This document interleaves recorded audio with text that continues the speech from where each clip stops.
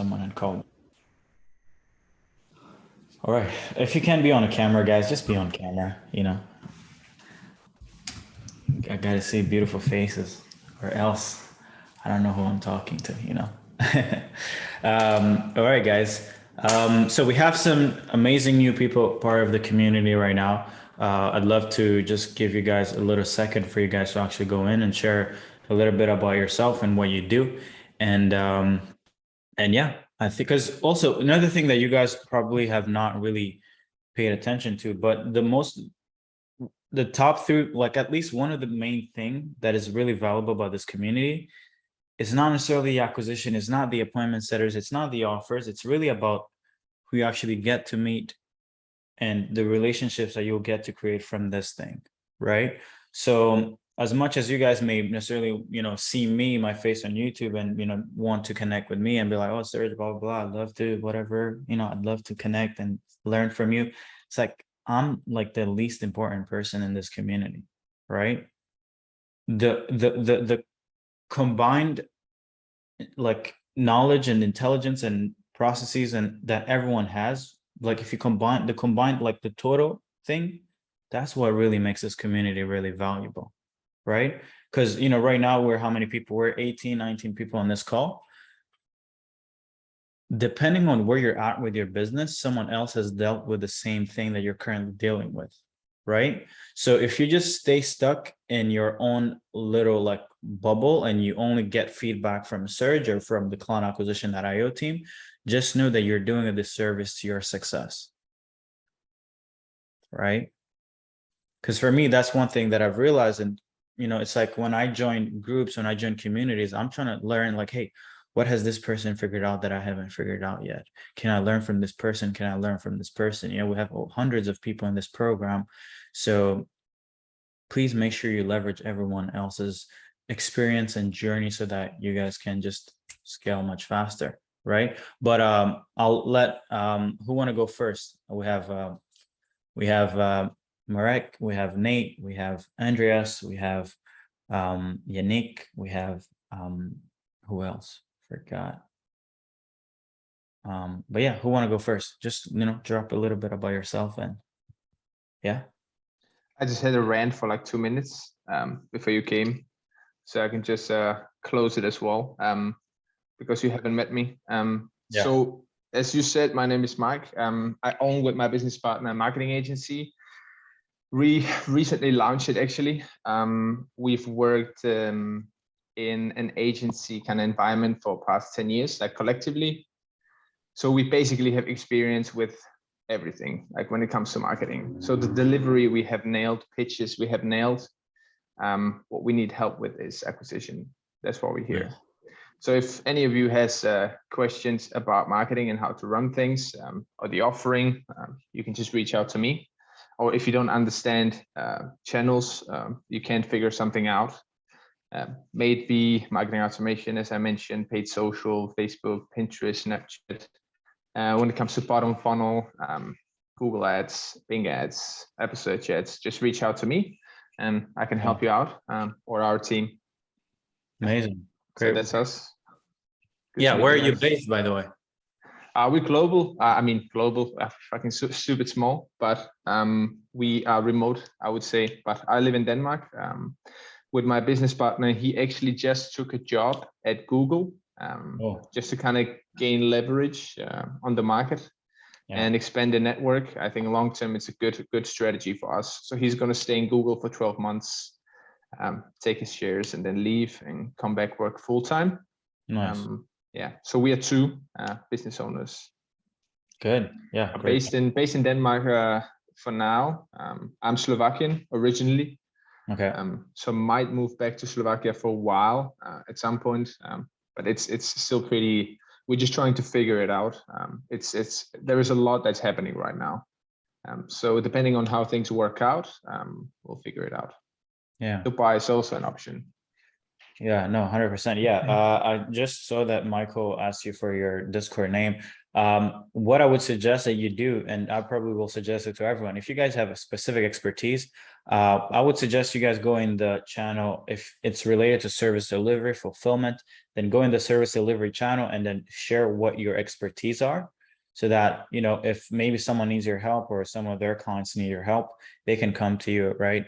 So if you know you're maybe good at acquisition, go share some more insights about acquisition and what you do, anything really. So always share some, you know, some what you're actually good at when you're in the community. That would be good. Cool. Andreas, you want to go? You want to go next? Yeah, sure. So, by the way, I just joined, I believe, 4 days ago. However, I went on a very short trip. This is why I haven't really done the reporting yet. I just booked the kickoff call with Hassam, I believe. Yeah. So I do YouTube ads. I recently started selling TikTok as well. About 40% is TikTok now, just because it sold very quickly. Yeah. However, by the way, I just watched the onboarding content. It's pretty good. And you talked about the offer creation part, all of that. So I think I will be niching down on coaches specifically for YouTube ads, just because it seems more convenient. Mhm. I'm thinking about last month it was about 34K. So I'm already a good level. And I'm looking, yeah, for me, mainly the acquisition part was one of the biggest reasons why I joined, because right now I'm very reliant on some unstable platforms. I really use Upwork, email whenever I feel like it. So setting up something that is more stable and kind of, you know, reliable, independent is very important for me to allow me to scale as well. Yeah. And they also need help in just kind of like structuring the agency in a better way, just because right now I work way too much. I'm pretty much in the situation that you were when you were at like 40K that you talked about. Yeah, kind of getting burnt out. So that's where I'm at. Nice. Great job, man. Yeah. Nice. So last month you did 54K in revenue? No, 34. 34K? Okay. Yeah. Good job. How big is your fulfillment team? Oh, my fulfillment. I have like 2 media bars, so yeah, you get the idea. Okay. And then do all the project management, Yeah. lead generation myself, like no VAs. Okay. So you're definitely, so you're like a team of 3 doing 30K in revenue a month? Yeah. Yeah. Yeah. You Good need stuff. to get bigger. Yeah. I have a question. Yeah. Go ahead, Mark. I see the plate behind you. Is it just Oh, yeah. a Zoom background? Do you have a big YouTube channel? Because you said you do 34K. How long you been? Yeah. No, that's actually, it's unrelated to the YouTube ad side. It's my previous business, because before the marketing agency, I ran a music promotional channel. It was a Okay. good business model back then, but I have let that go now. So this is where I have the play button from. It works well for Okay. clients though. They like to see it. Creates interest. Cool. How long you been doing having your marketing agency? 9 months. 9 months. 8 to 9. Yeah, that's pretty cool. That's a good progress. 34K. Yeah, it grew quickly. I was maybe lucky. I don't know. Good Okay. market. Right now, what is your main offer again? That you're pushing About, to 34K a month?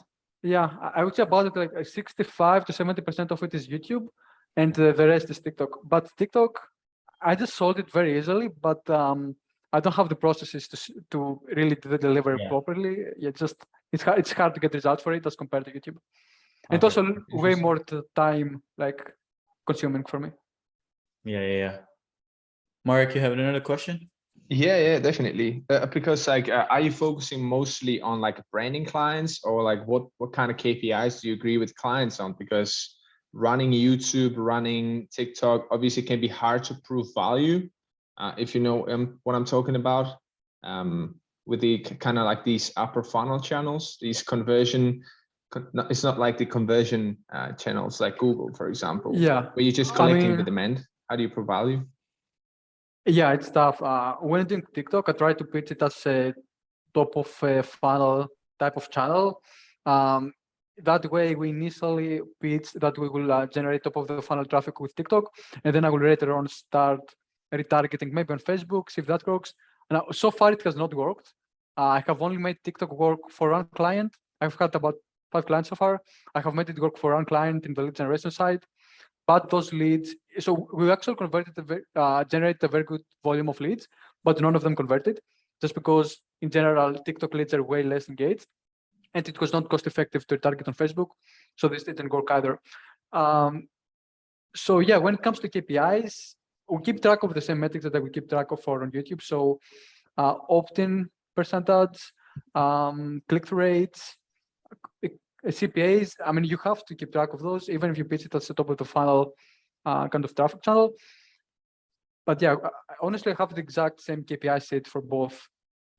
Can I answer Marek's question? Yep. This is a good question, and I covered it in the webinar that I hosted. Yes, Thursday. I actually want to go through that part right now because that part is really important. Okay, so for everyone who was about to present themselves, let's actually, yeah, no, let's dive in right now. Let's go in. I think it's good stuff. So let's go here. So what is it? Winning offers, client acquisition. Okay, cool. So let me zoom in.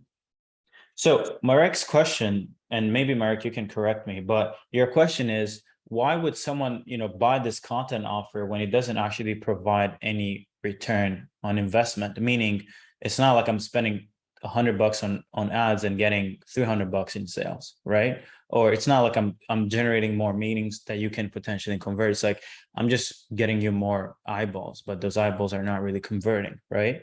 Was that your question? To a point, yeah, definitely. Because as an agency, if you're mostly focusing on upper funnel activities, as you say, eyeballs, kind of hitting people as many times as possible to kind of position yourself, it has value, but usually it wouldn't be a core offer as an agency.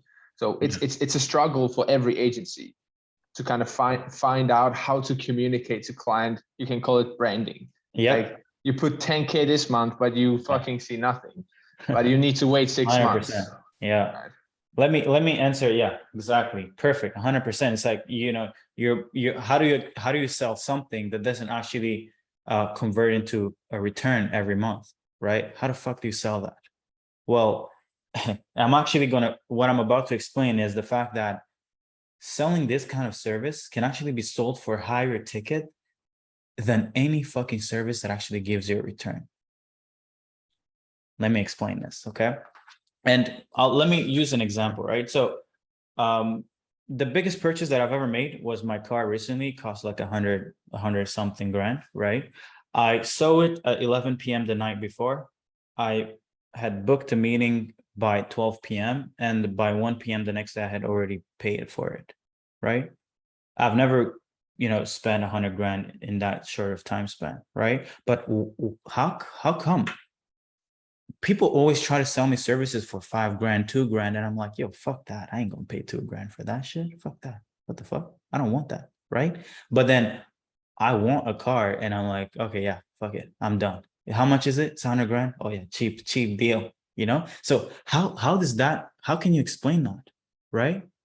How do you explain people go and rent a $50,000 home per night? How does that work? When we're out here trying to sell services for 3 grand, 5 grand, 10 grand, and people are like, no, that's too much money. I can't do it.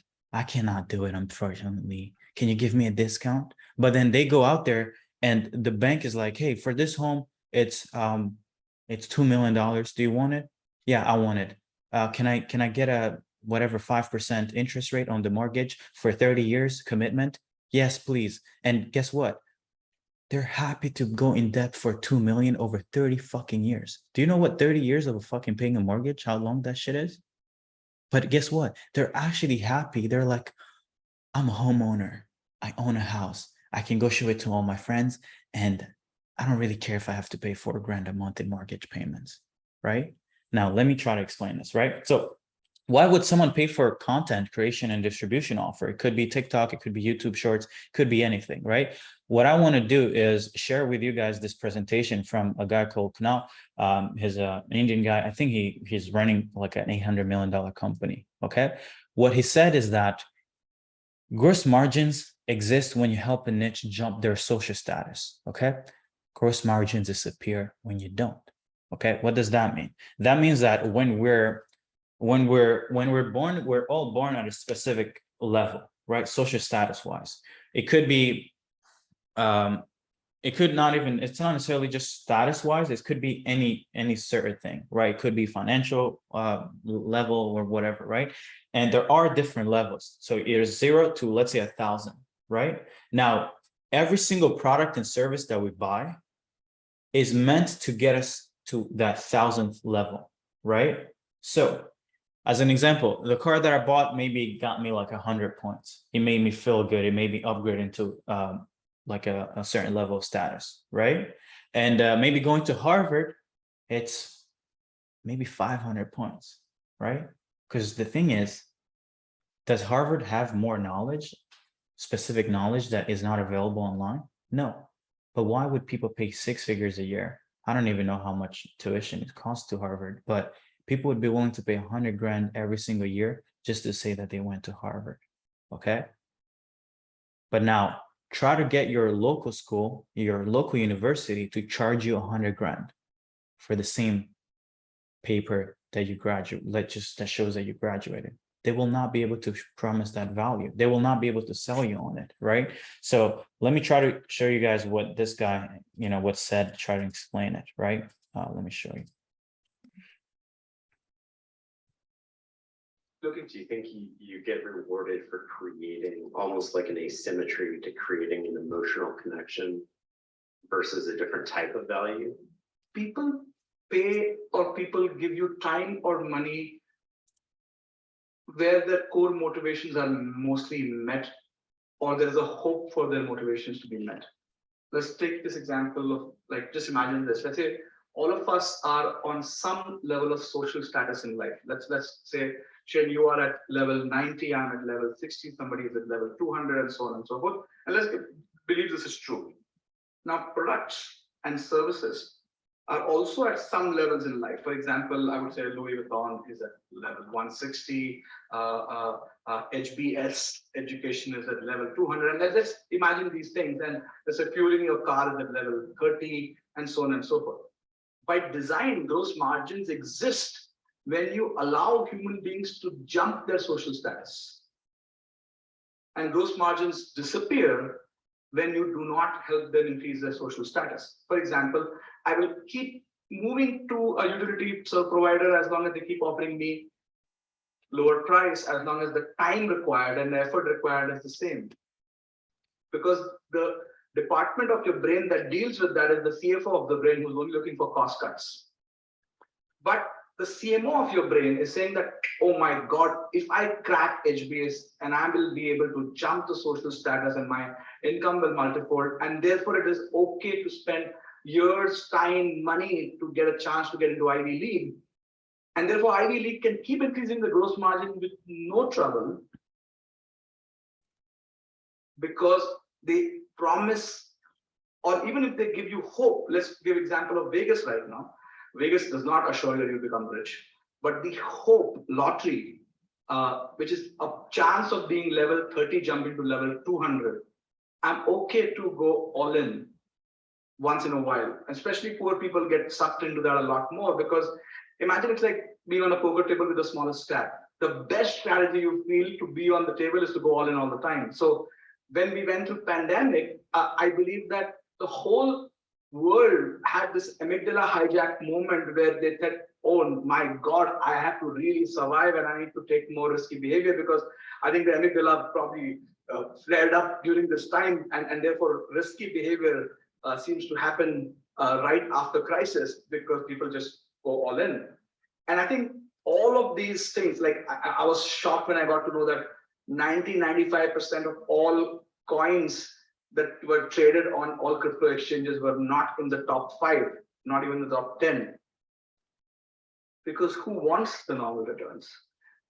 I just want a chance to just play that. And therefore, I think the world is getting more risky. And then obviously, there's a huge correction that will happen, which will kind of flow in the next stage. Because like the Spanish flu, we went through Spanish flu and then the roaring 20s and the Great Depression, we're going to go through those cycles faster now.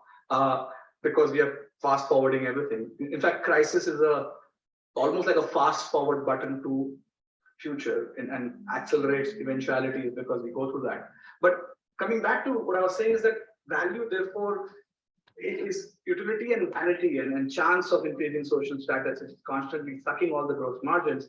And Bold is seeing a very interesting pattern. All the businesses that are providing utility are losing gross margins to the point of becoming zero, because many companies that offer vanity or social status or a chance of dealing with the CMO are making those businesses almost free, because you get a chance to make a cross-sell a high gross margin services, right?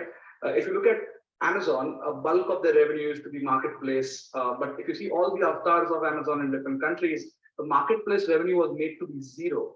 Alibaba chose to not charge the merchants to sell, but they made money on advertising and fintech, which are skin in the game businesses, but do not charge you rent per se, because it was easier to disrupt eBay and Amazon in China by saying, oh, it doesn't, commissions if you want to sell on our store, right? And I think this is where I see a lot of the utility providing businesses getting constantly disrupted by somebody, at least in the technology businesses, because you don't need a license to provide utility. You can just offer it. It's not like an electricity company that can keep charging you forever, because nobody can compete with electricity companies for the networks that they buy. But the internet businesses can simply offer utility for free. And Google has mastered this. Many companies have mastered this. I believe the future of SaaS companies is going to be that, where the next SaaS company will just say, oh, just use our tool for free.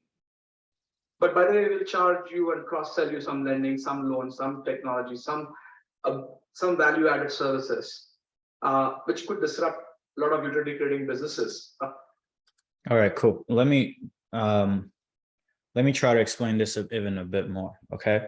So what essentially he just said, I'll try to summarize it, is the only way to charge high fucking ticket, okay, and actually make so much profit from each client that you're like, whoa, what the hell is going on, is to help people jump from one status level to the next one. Okay. Now, what is happening right now? Okay, I'm sure you guys are seeing these ads. Okay, and this actually, I just thought of it right now.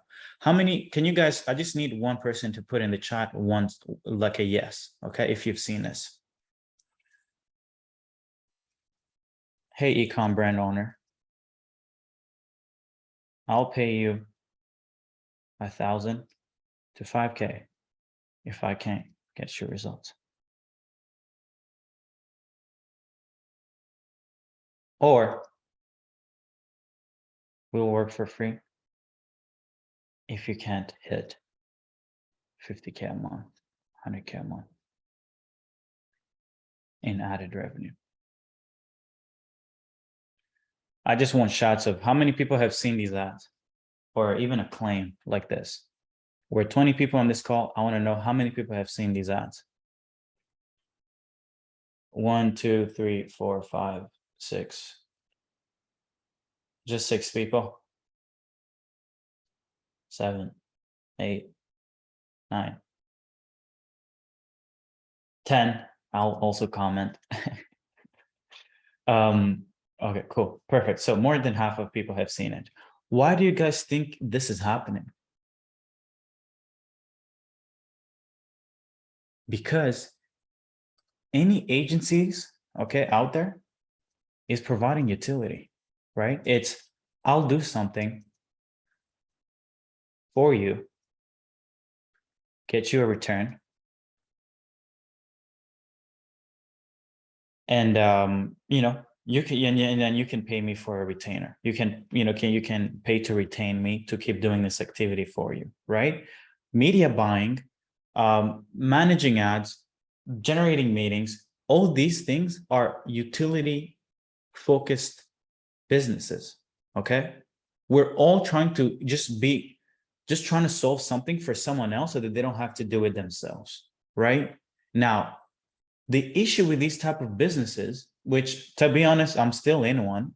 So it's not necessarily just, I'm not saying like only people, I'm not just saying that this is only affecting other people. This is also affecting me, right? What is happening with these type of services or these type of offers is that everyone is jumping into these utility businesses, and the person who wins is the person who can literally offer it for free, right? So what is happening is that everyone is putting out these bold claims like, hey, I'll pay you $5,000 or $1,000 or $1 million, and I'll literally even work for free. But they don't actually understand why they're being pushed to do it. It's because utility businesses, they're not offering people to jump from a specific social status to the next one. They're just promising you a return. But at the end of the day, no human being gives a fuck about a return. What they care about is what happens once I have that fucking return. Okay? So I know a lot of people out there will tell you, hey, sell this conversion offer, you're converting a specific investment into more money.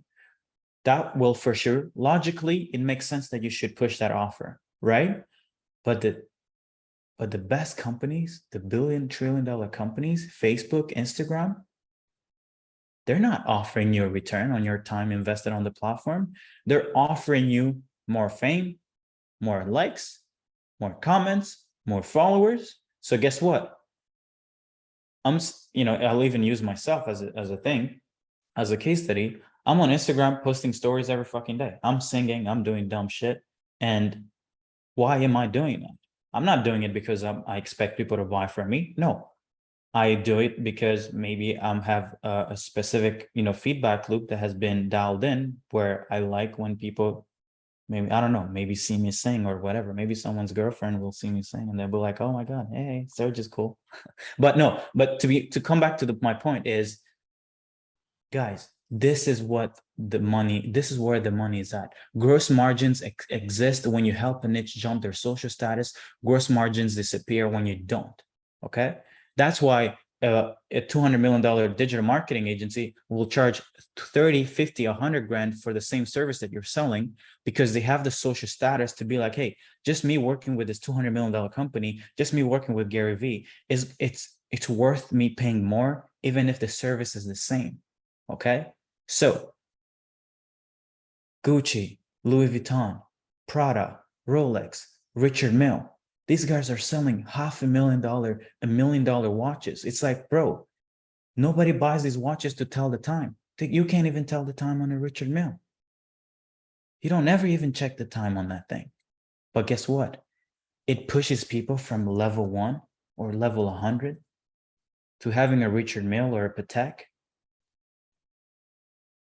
It pushes them to like level 10,000. And that's why people are willing to pay 400 grand, $500,000, $1 million for that ticket price, right? So going back to the question of Marek, why would someone buy a YouTube content offer? Well, it's pretty simple. Hey, man, would you like to be, let's say you go to a coach and he's putting out content, but he's not really known. Nobody knows about him, right?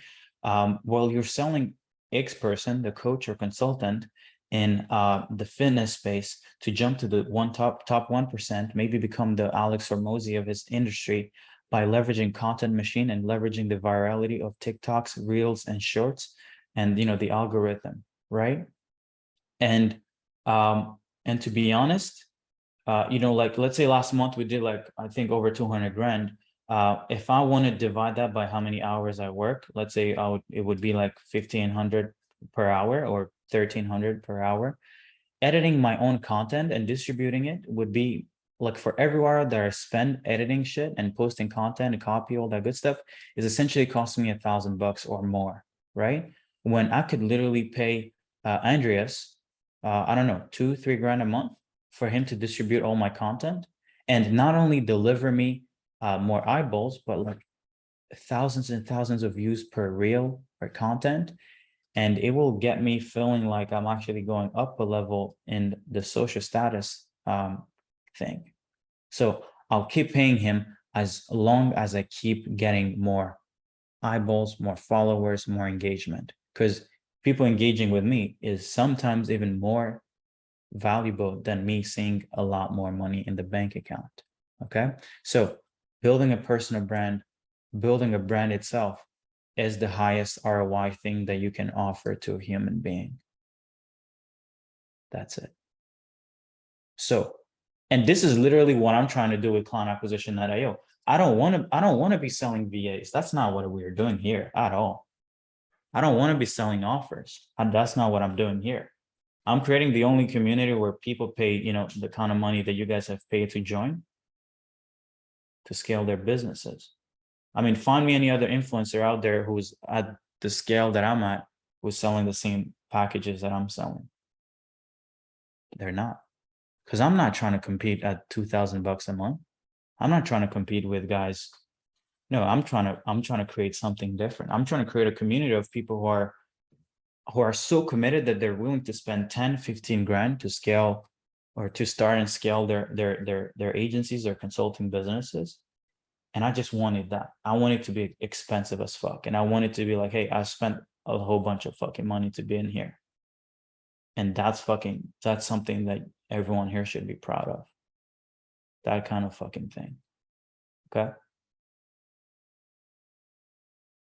So literally, like, guys, if you guys can just please take a step back and ask yourself, hey, how can I build my brand? How can I get more known? Because you need to get known. Nobody's going to give you 10, 20, 30, 50 grand if you're not known. That's for sure. So build your own status. Content on YouTube is going to get you crazy status. It's going to give you crazy authority. Okay. And then the next thing is, how can I price my services to a point where buying it is actually like buying into your service actually gives your prospects an up in their status level too, right? Create a brand for your community or for your service, right? Make people feel like, oh, fuck, this is actually good before they even get the service that you sold them, right? Because I promise you, if you are just reliant on like, hey, I'll get you the leads, I'll get you the sales, as soon as someone offers the same thing as you for a cheaper price, when the same time and energy, like Kunal said, is involved, they'll pick the guy who's the cheapest 100 times. But guess what? They'll pick the guy or girl who's expensive if that person has more of a increase in status, if that person or service provides them a higher status than working with you. So that's the logic behind why branding can be an expensive service. Does it make sense? Any Yeah, questions definitely makes about it? sense. Yeah. One thing though, like when I was talking about the analogy of kind of selling it to an e-com, like many times, like when you start with e-commerce stores, like just as a business, you're kind of starting from bottom up. So you first see performance and then you start investing into long-term. Yeah. So it may be quite easy to sell it to an influencer who wants to sell programs to single mothers. Yeah. They want to lose weight. And then the person gets the status and all those things. But it might be harder to sell it to a business that actually wants to grow and they don't know like how far they can actually, or like where is the kind of point of break when they tap out the performance campaigns, and when is the time to actually start investing into the branding.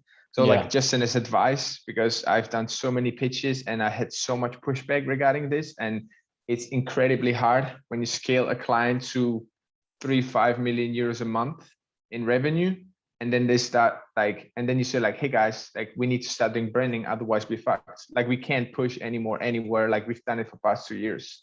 And they're like, no, but just invest more money, cut the fat, trim the fat. Like we need to be more profitable because we have a board like stepping on our toes. So like my advice would be like, if you're starting with someone, like it should be in the offering from the start, like viewing it as a marketing initiative long-term, and it needs to be part of the budget. So you have the performance campaigns, you can have the lead generation, and then you have the branding part that kind of like builds audience pools over time. And you have a separate strategy for branding, separate strategy for performance campaigns, for lead generation that follows up with automation. Yeah, yeah, for but sure. That's a good analogy. But that's a good point. For sure, if you're selling to a brand, like I'm not saying that performance doesn't matter because they need to make money, but so yeah, make sure that and to be honest, the people who will be buying these services are people who already are making money.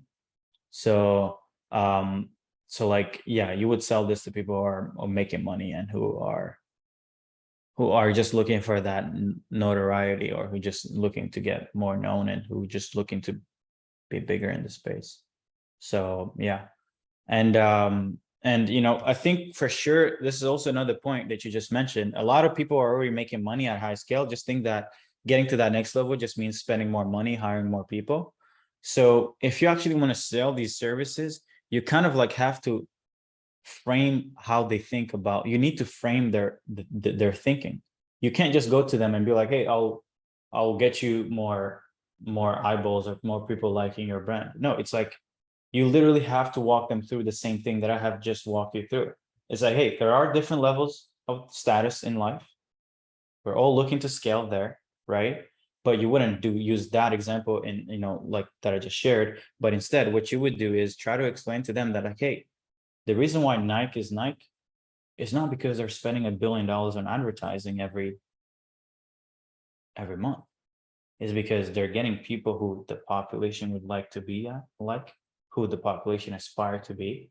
Maybe someone like LeBron, someone like I don't know, who are the athletes that they're paying to wear their thing. They're not going through Facebook ad and launching a whole bunch. I don't see Nike ads that often, but I'll see a lot of people wearing it, and I'll be like, oh, this guy is cool. I want to be just like him. Because that explains the whole thing, right? Come back to like, hey, we want to aspire to be to be at a certain level, right? So if you want people to like your brand and actually commit to it, Facebook ad is not necessarily the way you get to $1 billion. Maybe by getting people to actually love and get in touch with the lifestyle is what will get you to $1 billion. But yeah, cool. Hopefully that was helpful. Yeah, cool. Anybody had any last question before we go over to a few of the new members?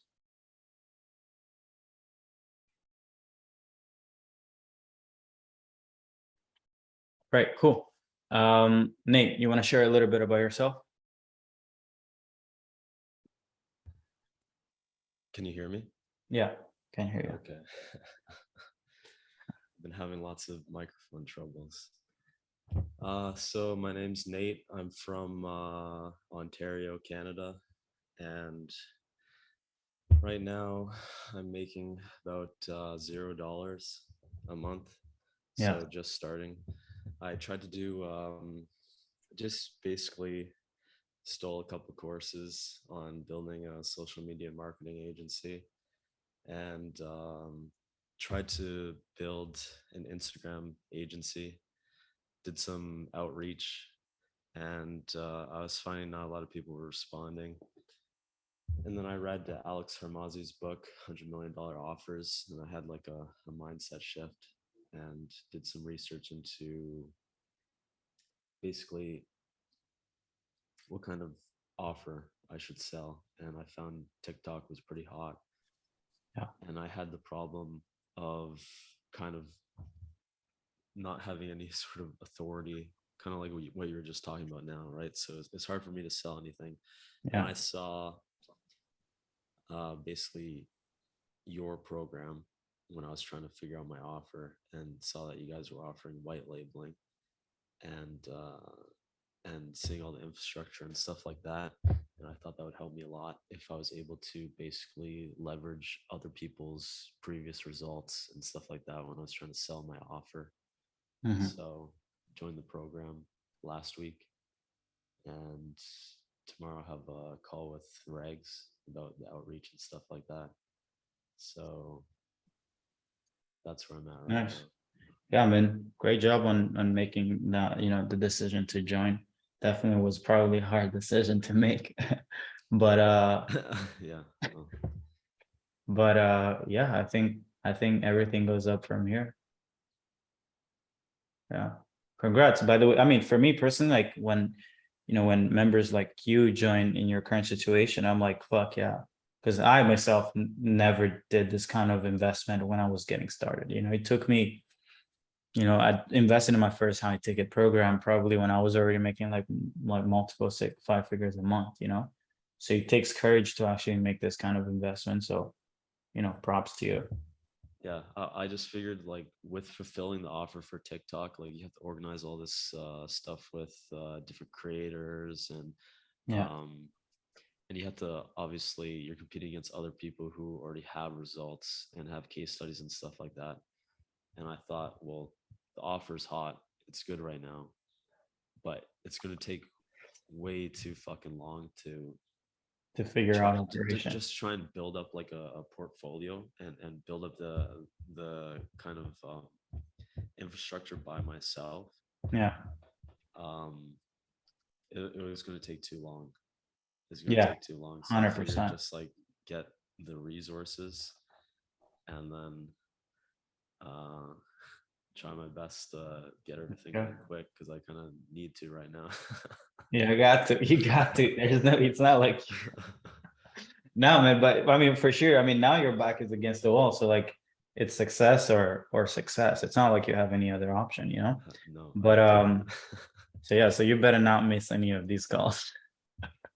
Cool. Yeah, excited for your call with Reg tomorrow. She'll be walking you through the outreach and also the appointment setters. You should have your appointment setters by like Wednesday. So should be good. Cool. Let's go over Andres, we have a question? You want to have a point? Yeah, just going to jump in real quick. So not sure if I guess this will be discussed on another call where we go over the offer. It's like one-to-one, as I read on the like the onboarding checklist. Yeah. But I want to ask real quick, because I initially started with YouTube, and this is where my process are at, and it's pretty easy for me to onboard YouTube clients, and also way more knowledgeable when it comes to YouTube. But when I saw how easy it is to sell TikTok, and pretty much as you say, how much the market is starving for TikTok, I know that I would be able to sell way more with TikTok and pretty much scale way quicker. So would you think that making such a service change would be worth it, or would it be counterproductive to sell them both? So two services instead of just niching down to one? Can you break down the actual YouTube offer for me? Yeah. What is the service? What is the mechanism? What is it that you're selling? Okay, so it's minimum 2K retainer per month. The actual service is media buying. Also, I also provide script writing services when needed. It's like $500. That's pretty easy. It's like one main body, 4 to 5 different hook and text variations. We get like even up to 50 videos out of it, and then we just test the videos. I mean, I close between 2 to 3K retainers. This is like the average. I would average retainer. Push TikTok. Yeah. Upsell them on ads, YouTube ads after. Yeah, I see. Yeah. So would you say that I should just change the marketing agency from just being both YouTube and TikTok, just TikTok exclusively? Push on the front end TikTok, and then once you have customers and you're started fulfilling on TikTok, they're gonna be like, oh, but we need returns. You'd be like, oh yeah, well, I can run ads for you guys on YouTube. So Yeah. have YouTube as the back end, have front end as TikTok, and just push TikTok. I'm not saying like I'll change up your whole websites and just push TikTok. No, I'm just saying have both offers there, but within your acquisition, within your sales arguments, push TikTok, content TikTok. Yeah. And you're proposing to sell TikTok as a way to just pretty much raise awareness, kind of build a brand, and not really as performance marketing. Yeah. I think. Yeah. Because for me, it's like I wanna give the market what they want, right? So for me, in my case, a lot of the number one thing that people care about when they're interested in buying our service is like, hey, I need more meetings, or I need the right offer. So when I'm selling, I'm not selling that I can help them build backend systems. I'm not selling that I can help you with email outreach. I mean, email outreach doesn't, kind of like get into the meetings, but I'm just giving people what they want. Once I get their attention, once I get their first revenue, cash, they invest with me, we transact, then I'll be like, hey man, you actually need these things. Because yeah, I can get you the meetings, but in order for those meetings to happen and to convert, you actually need a better sales process, you need a better onboarding, you need all this good stuff. So give the market what the market wants, and then sell them the thing that they actually need. I see. Yeah, I guess the biggest, the hardest, I guess I wouldn't say obstacle, would be to kind of pitch them TikTok, but not as, not get direct results So yeah, I guess that's the main issue. But Yeah. Yeah, but you're not Pretty good. going to be selling them like, hey, you're going to get, 10, 20 more sales a month. Now, I'll show you when I think Hassam can also walk you through it, but there are different conversion mechanisms that you can use to convert following from TikTok to an actual like Facebook group, and then you hire an appointment setter to convert every single person who joins that group into a meeting, into a sales call. So I see. I'm not saying that, for sure, I haven't necessarily discussed this with everyone, but there is a way to push a content offer and engagement offer and just grow their audience, but you can actually install converting mechanisms with that content. An example is you can put the links on their socials, Instagram, TikTok, shorts, all that good stuff. You direct it to a Facebook group for them to get more value, right? And then you just follow the appointment setting process in the program to get every single lead that joins this group into a booked sales call. So there are ways to actually monetize an audience. I mean, we book like 50 to 100 meetings a week just from Facebook. So it can definitely work. You can make it work for sure. Yeah. Okay, makes sense. Yeah, cool. All right, cool. Yannick, you want to go ahead? Share a little bit about yourself. All right, how's it going, everybody? My name is Yannick. I'm from New York, and I've had some great months. I've had some good months. I've had some bad months, but the main thing is I haven't been doing enough of the client acquisition part. So I wanted to, really get a system honed in, and pretty much I'm starting from scratch all over again. So I saw this. I had a few meetings, but I got the message and I was like, it's just time to go all in, man. I can't do the same thing and expecting different results. So I'm ready, man. Let's go. And yeah, thanks, man. Thanks for making the decision. I was in New York for last weekend. It was crazy, but I had to get out. It's too much. I hear you. I hear you. Jennifer can tell the story because I don't really remember. Too But much tequila, right? Yeah, tequila is crazy. That's amigos. Yeah. And Jennifer and everyone who was there just let me and my brother drink. Nobody was drinking, so almost passed. That's not true. You're the one. That's not Jen, true. you were not drinking at all. You're. I think I'm still recovering. I'm still drunk from that Saturday. It was crazy. Yeah. Mhm. But yeah, no, for sure, man. Yeah, thank you so much. Yeah, it's about to go crazy right now. Joshua, you want to go ahead? Can you hear me? Yep. Awesome. So I've been here for a while. So not a while, but I'm a student right now. So relatively starting from scratch. I've been in the agency space and just been watching, I would say. And I kind of was trying to day trade for a hedge fund, but I couldn't because my visa doesn't allow me to do that because I'm from Nigeria, but I'm studying in Germany. So I think for me, that was the point where I was like, okay, I can't control this. Why not just make the shift? And I always wanted to start an agency. So for me, I think everything just lined up properly. So I got a business partner. We kind of came together and I was like, yeah, I had some like people in mind I wanted to work with, and I just decided that client acquisition was the best of all of them to work with. So I pulled the trigger. I think the first call I had with Chris was like, what did Chris say? Chris was like, bro, I don't think you're actually good enough to get on the program. And I took it personally, I was like, bro, what do you mean? So I left, and then I came back on the next call. And then I was like, Chris, I told you in 2 weeks I'll be back.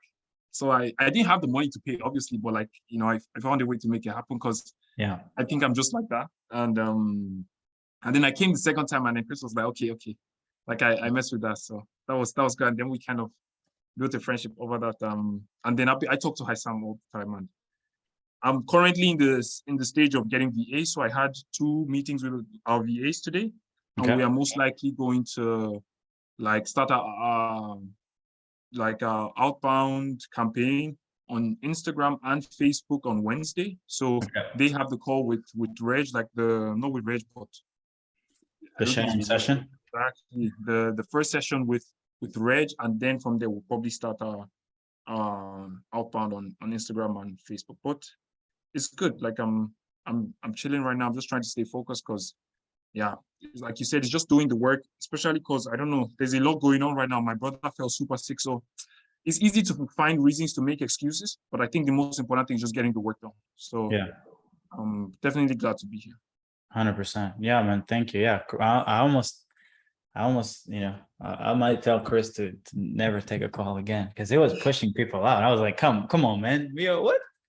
What do you mean people, you know, he's not qualified, man. If he wants it, let him in.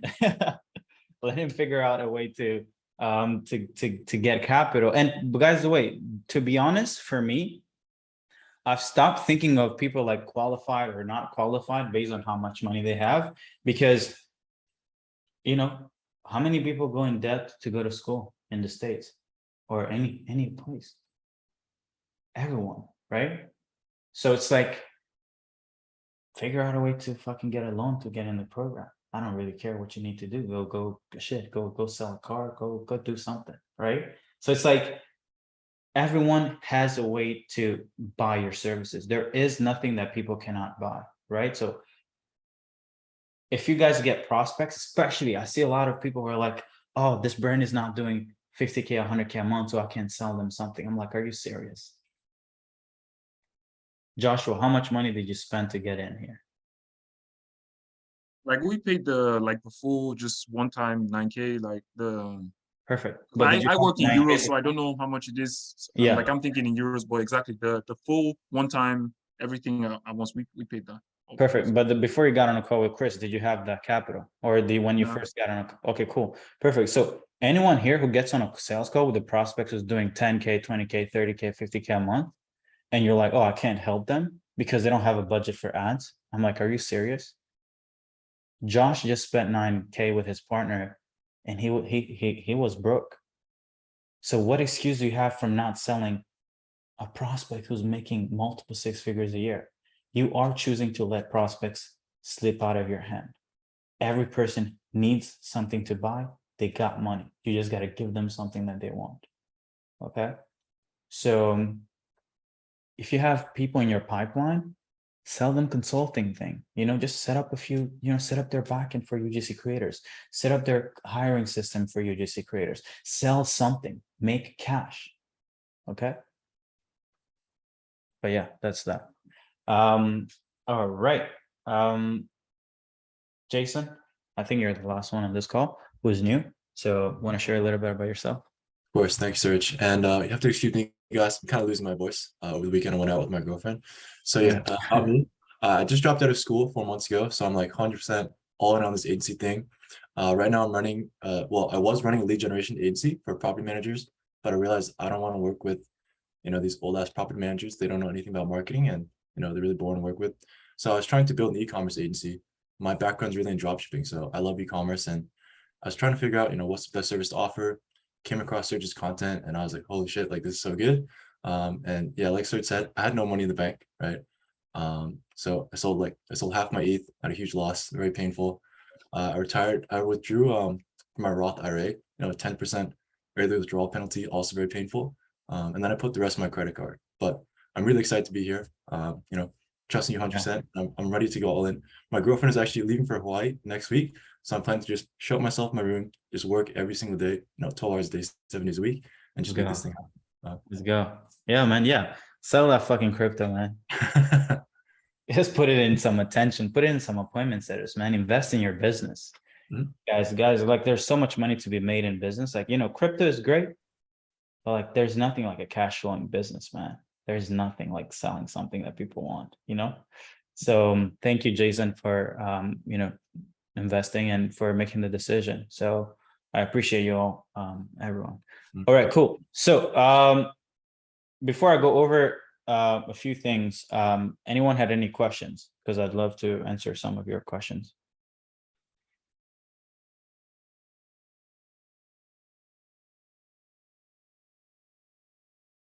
All right, Cool. Yeah, if you guys have any questions as I present it, you guys can just put them in the chat or unmute yourself and just ask a question, right? But today I wanted to talk about something around expectations of success, right? Because I've gotten a lot of, I've had a lot of customers, right? And I see a specific trend between the people who succeed and the people who fail, okay?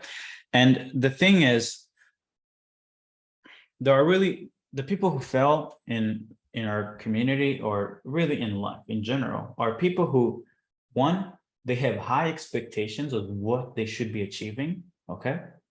But they have lower expectations on the work that they should be putting in to actually win, okay? As an example, everyone here knows that, or maybe if you checked out my content, maybe you haven't gotten to that part of the program yet, but everyone knows that you should be doing at least 300 outreach per day, okay? If you want to win more, then do 300 to 500 a day, okay? I can promise you that there are people in this program who are doing less than 300 a day and then not seeing results or not seeing results faster and as frequently as other people in the program are seeing them. But guess what? They're complaining that like, hey, this shit is not working. I'm like, are you seriously thinking that this shit is not working?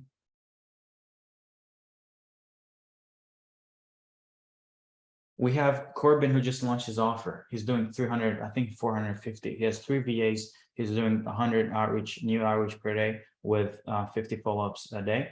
And then he just launched his new offer to influencers and UGC creators. And he's at like 16K in the first 3 to 4 weeks of launching it, 16K a month, right? And he was at 0 the month, prior.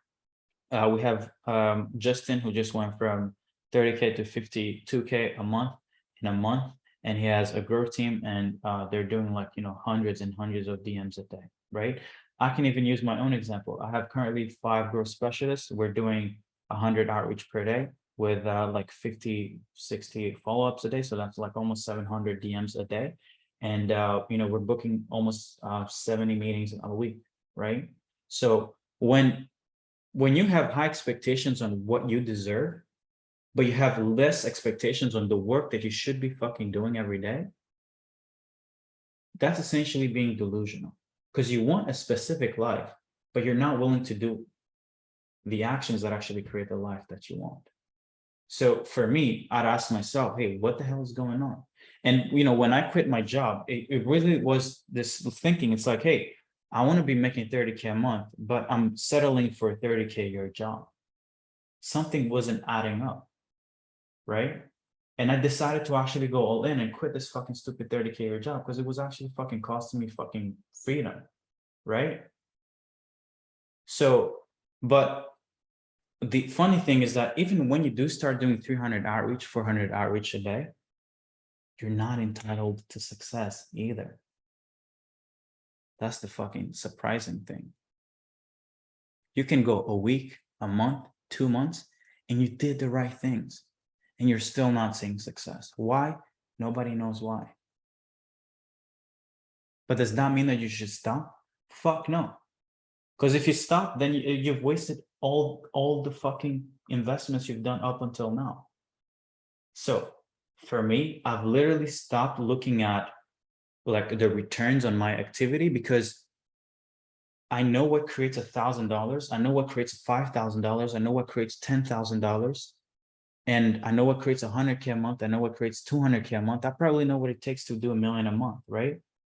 So what I do is I don't focus on the money that I want to be making. Yes, I keep my goals the same. I want to do $250,000 in a month.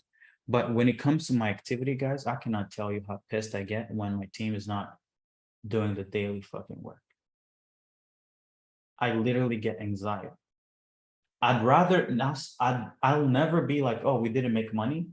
But if we don't do the outreach required, if I don't put out a video on YouTube, if I don't send out a little email blast, if I don't do a 2-step post on my Instagram or my stories, I will fucking go nuts.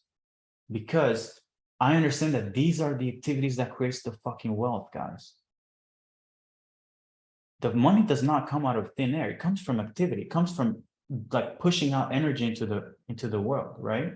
So for anyone here who's like not where they should be, ask yourself, hey, am I doing enough volume, not just of outreach, but am I also putting out a little bit of content out there so people actually trust me before they actually get on a sales call with me? Because 98% of everyone who's on this call or in the program, they bought after checking out my content, right? So if I wasn't putting out content, I'd be 98% less customers. I would be broke. I would be dying, you know? So volume, content, and just motivate your team, guys. Keep them accountable. That's it. So one thing, you know, I want you guys to understand is like have high expectations on your daily activities, and have like, who cares if you start making 50K a month, 6 months from now, or maybe it's 12 months from now, who cares? The goal is you need to get there. 50K, 100K a month is a requirement, right?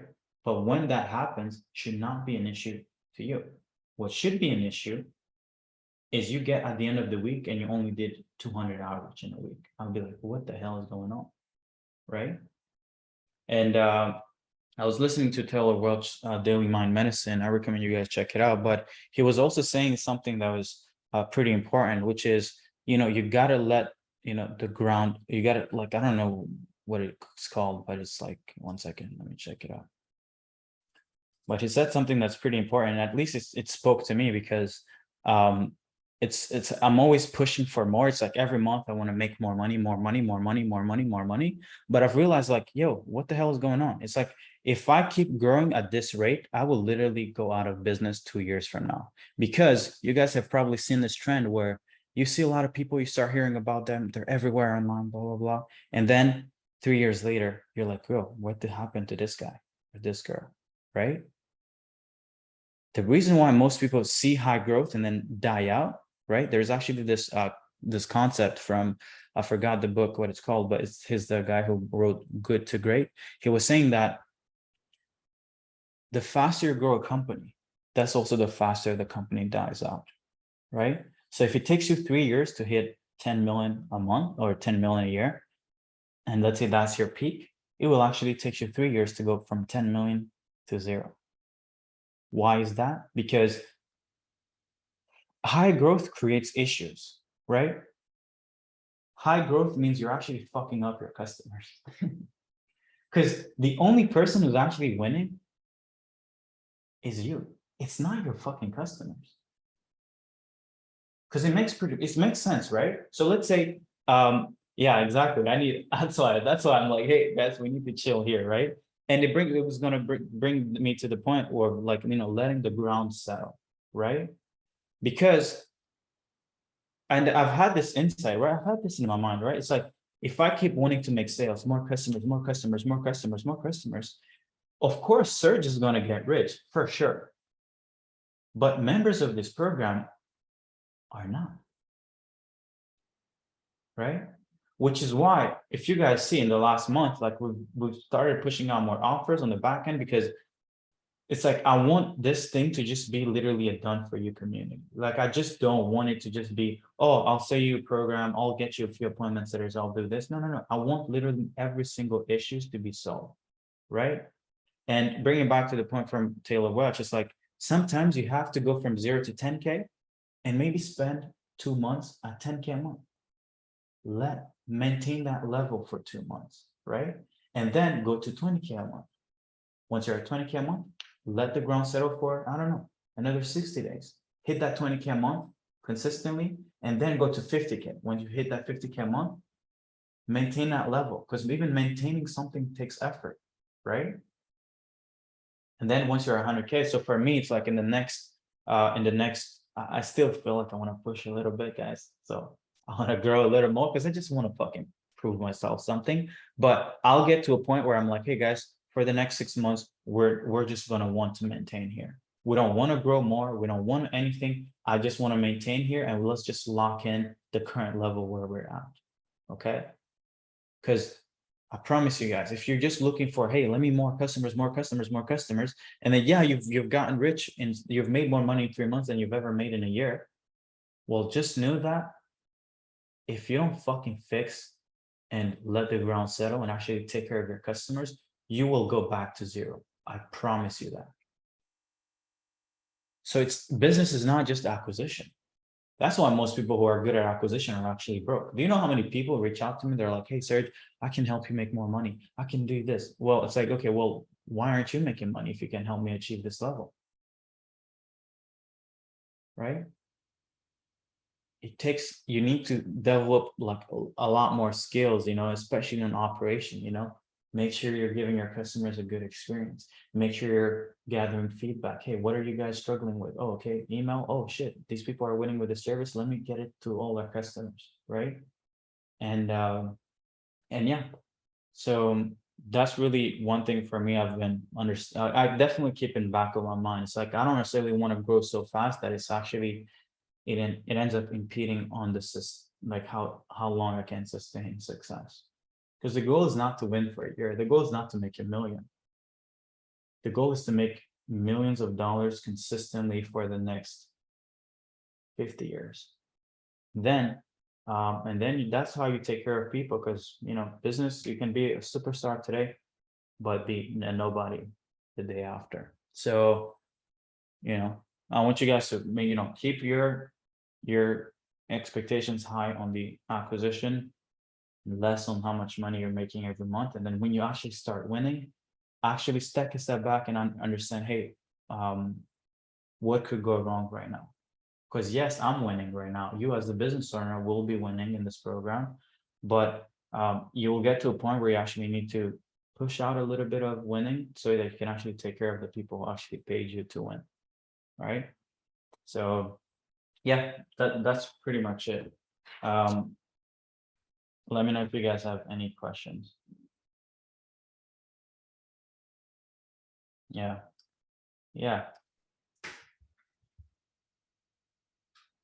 I mean, Aryan, you were struggling to book meetings in the first, like what? How many months? You spent so many months. Five months, bro. Right? 5 months I spent without, like, I guess only 6 meetings for 5 Yeah. months, and then I actually have a new offer right now, switched it, have a growth team. So like, yeah, now in the last 3 weeks in total, I've got around 22 meetings around, like that, something around that. I'm not wrong. Yeah, you were sending like 4 meetings a day, right? In the last few. Yeah, but the average was around 2 to 3 meetings a day, average. That's pretty good. Yeah, but the thing is, bro, is like my sales was not like on point at that time, so I was also losing them. But Yeah. I'm also working on that. Plus, I've also seen a dip in meetings booked, because the thing what happened is right now my growth specialists and my Facebook accounts are getting restricted. So now we're only able to send around maximum 30 a day. So now I'm just thinking to buy more accounts. Yeah, get more accounts. Yeah. But Aryan, you just Yeah. said something, right? And it's not something that you should ignore. You're saying that you were booking, 2 to 3 meetings a day on average, right? That means that at the end of the week, you should fucking have a fucking closed deal, right? Now, I'm not necessarily going to ask you to be like, hey, go into our sales training, or let me give you a program around sales. What I want you to do is, let's okay, you know what? Okay, maybe, oh fuck, okay. Because we've been thinking about introducing closers in the program. Yeah.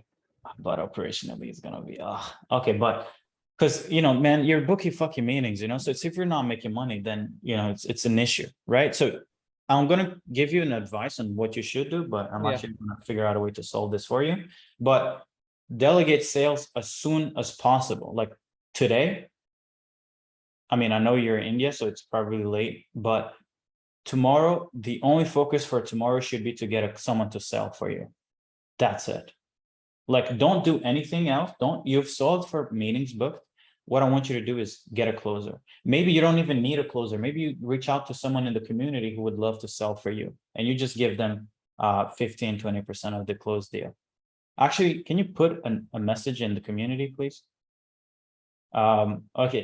Okay, Megan too. Okay, cool. Everyone who needs a closer, can you put it in the general chat?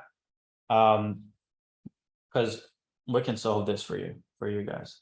out Yeah, here. man, but the thing is, I want to learn that and I want to practice that, like sales. Like it's not the thing that like I would love to skip, it's just one thing that I want to be good at basically. So even if I lose some meetings, it's okay, but I want to be doing this. I don't know why, but yeah, I guess that's it. But what do you want? Do you want to be good at sales, or do you want money in the bank?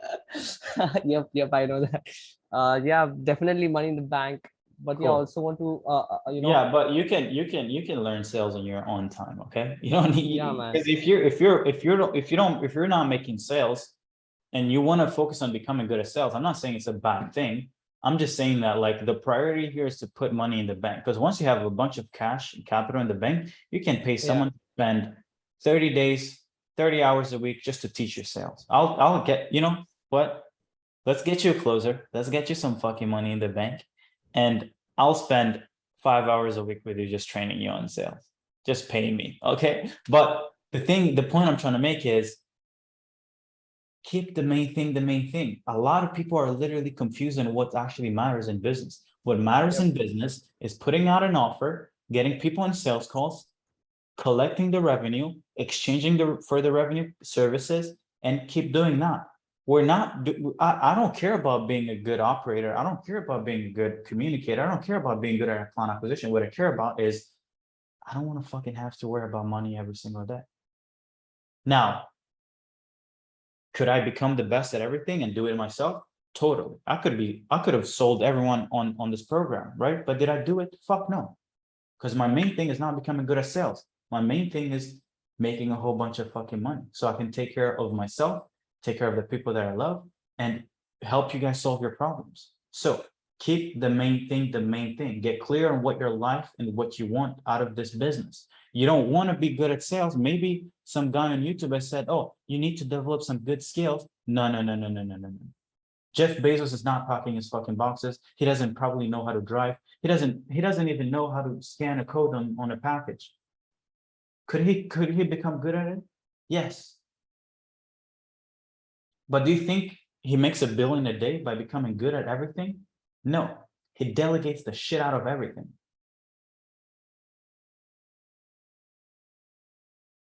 And that's literally the fastest way to grow a company.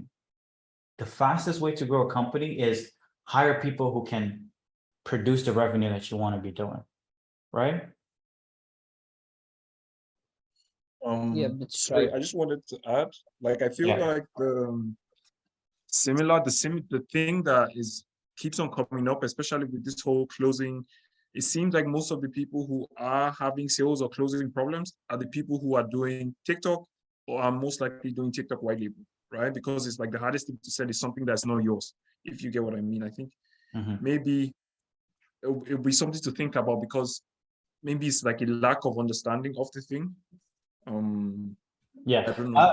a little less about it, because Ariane has a new offer and it's pretty straightforward. I think for Ariane, the main thing would be mostly the sales process. I don't think I don't, because Ariane, you know what you're selling. Yeah. Right? Like for me, it's the problem is like more like just qualified leads maybe, and also because I don't have the authority because I was not building content before, but I have now like just built like 6 like these short form videos myself now. So I have like I'll post every single week, these short form content myself, so it will be easier for me to sell basically. So yeah, I think it is lack of authority right now, but once I get that, I think sales would not be a problem for me. Yeah, 100%. Yeah. I'm gonna put it on my note today. We're gonna look into figuring out a way to get closers in the program so they can just sell for you. You just give them a percentage, and then yeah. I mean, I guess if we add closers, then everything is gonna be kind of like solved. And like is there also like you must have a minimum price of, let's say, 2K or 3K to have a closer in your company? Because like for me, I'm not charging a lot right now, because I'm just just collecting as many case studies as possible right now. To be honest, well, if you need a salesperson, yeah, you're gonna need to have a good Yeah, price that's right, range. man. But it's not necessarily, that's not just because you want case study. Come on, man. You know how much money? Do you know my first sale was what? It was like 4.5K. I had never done the thing I was selling the guy. So you don't need case studies. You need conviction. Okay. You need conviction that the thing you're giving the other prospects is actually something that they need and something that they want and something that they can benefit from. If I'm convinced that this thing you need it to survive, I'm gonna sell you, right? I'm gonna sell you regardless, right? So yeah. But the thing I was trying to get at is, yeah, forget about trying to get case studies. I will get you to increase your prices, have an actual good service, and then sell it for 2, 3K, 4K, whatever. And then you pay someone $500 to sell it for you, and then you keep the rest. Yep, that sounds good. Like, so just let me know, like, like how can we move ahead with this, Yeah. There are, so the thing is, I know, yeah, from Nate, the comment you just said by Closer Cartel or other closer placing companies. The thing I've realized with these companies, because I think I've paid for a few, I think I've paid for close that, I don't know, Closify. I've signed up for their service before. But the thing is, when you get closers, one thing I've realized with closers is that they have an ego and it keeps them from actually understanding the fucking product. So they think they're good, which means that they can sell anything, but it doesn't work like that. In order to be an amazing salesperson, you need to have depth of knowledge in the product, but an even better depth, or even more important depth, when it comes to why does someone fucking buy the service, right? If you don't know why someone wants it, you will not be able to sell them, because the why is what sells the prospect. The prospect is already sold. You just got to bring out the reason why he would buy it and put it in their face and be like, hey, you want this life? Buy this, right? So for me, that's why I don't try to get outside people, but we have a ramp up process in the program, which I could potentially share with you guys. Or I have it in my own ramp up process for salespeople. I mean, I think it's the why you worksheet, right? But when you get a new closer in who's selling for you, you need to train them on the why, on the product, on the process, and why you even started this service in the first place, right? And why the market would want what you're selling, not what it delivers, not the outcome, not the ROI, not the content strategy or this and that. No, you need to sell them why would people want it, right? Once the closer understands that, then you're good to go, right? But yeah, okay, we're gonna solve this closer thing for sure. Just give me like 48 hours to figure out the process, and then maybe a week to actually get good applicants in the community, because we can solve it. Yeah, easy work. It will take me like, it's just one marketing message and we'll get a bunch of people applying. All right, cool. Any last questions? Because we're kind of like at the last minute. Megan, you're happy for the closer?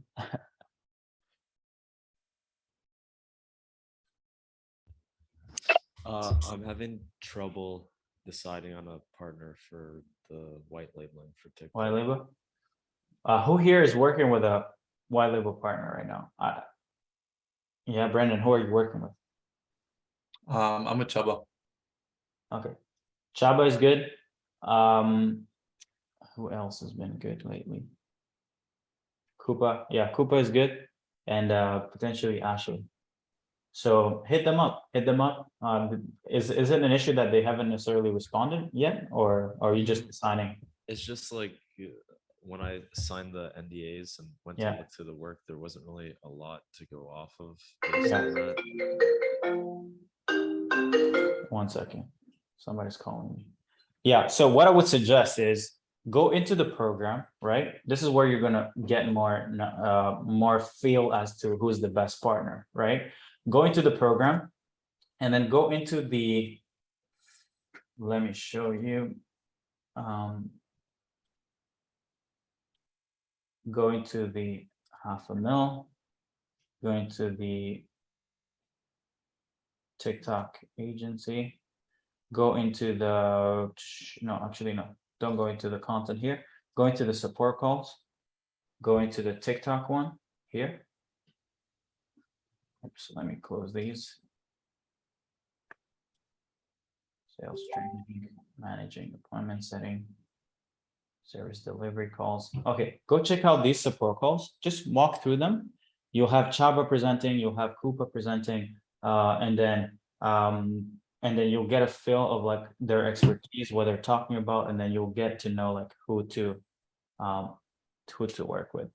Okay, and you think the offer like for paid ads for TikTok is good, or you think? I personally think you should. TikTok, the way that it works is content first and then paid ads after.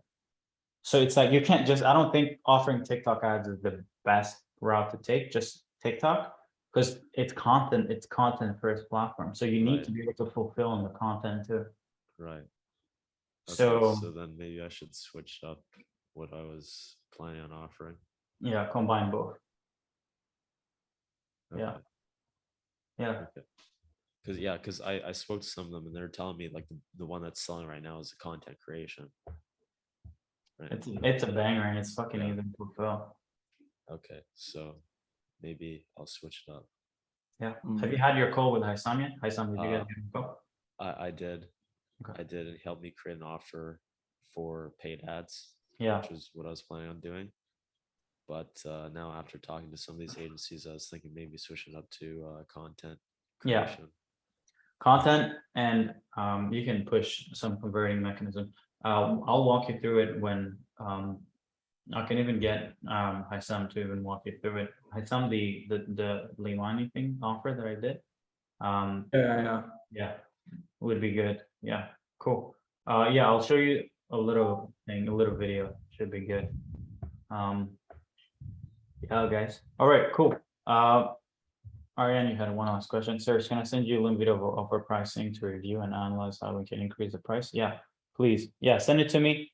Send it to me on a Google Doc though, so that I can actually review everything. Oh, got it.